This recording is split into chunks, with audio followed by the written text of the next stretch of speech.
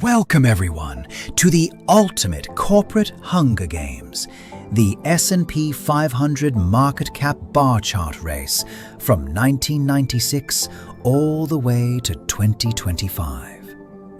We begin in the sleepy days of 1996, and look who's lounging at the top like he owns the planet. ExxonMobil, strutting around with $121 billion, smelling of crude oil and quiet confidence. But Microsoft is hot on its heels at $99 billion, looking a bit geeky but ambitious. And sure enough, by 1997, Microsoft surges ahead to $157 billion, claiming first place for the next 3 years. The heady days of early dominance, when software felt invincible and the world was your floppy disk. By 1998, the dot-com party is properly underway, and by 1999, Microsoft has spiked the punch so hard they hit $600 billion. By 1998, the dot-com party is properly underway, and by 1999, Microsoft has spiked the punch so hard they hit $600 billion. Untouchable. Everyone else is eating their dust. Bill Gates is basically printing money while the rest of the world is still figuring out how email works. Then the year 2000 arrives. The bubble bursts, and Microsoft does the most spectacular faceplant in financial history, down to $230 billion overnight. How the mighty fall. Grace tastes bitter, darling. 3 glorious years at the top and poof, back to the pack. Meanwhile, ExxonMobil slides back into pole position like a smug old aristocrat who never actually left the room. For pretty much the entire 2000s, Exxon is the biggest company on Earth, because apparently the world decided burning dead dinosaurs was the absolute peak of human achievement. Apple, barely on the chart in the early 2000s, just a cute little company making colourful computers that nobody serious cares about.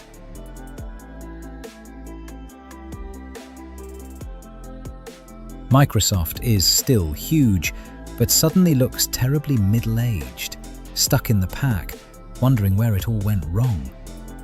Petroleum and cigarettes basically run the show for most of the decade.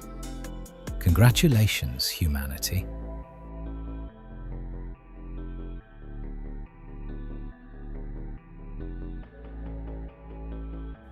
Then, 2007 to 2008, oil goes parabolic.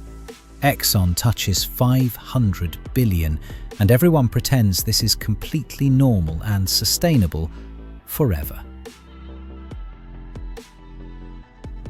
The financial crisis hits. Banks explode, but somehow Exxon just keeps chugging along. Because when the world ends, people apparently still need petrol to drive to the apocalypse. 2010 rolls in, and something rather cheeky happens.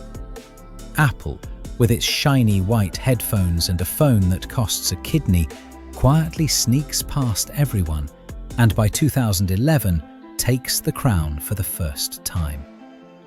Exxon finally gets knocked off its oily throne after a decade of dominance.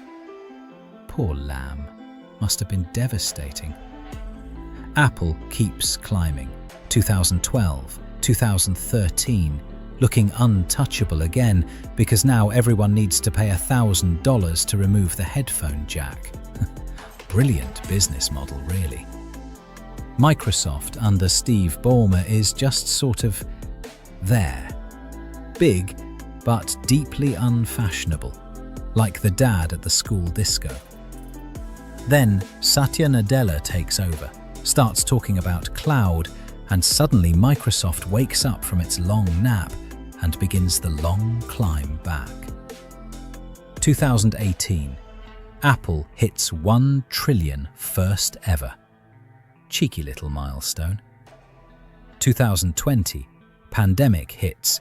Everyone thinks tech is going to die, but no, the exact opposite happens. Zoom calls and online shopping become religion. Amazon, Apple, and Microsoft just print money while the rest of the world wears pajamas to work.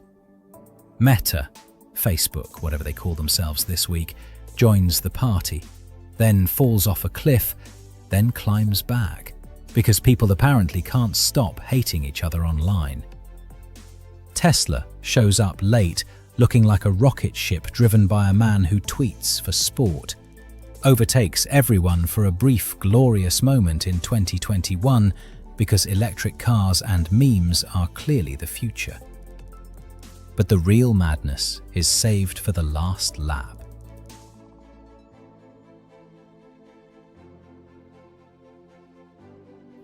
(2023, 2024).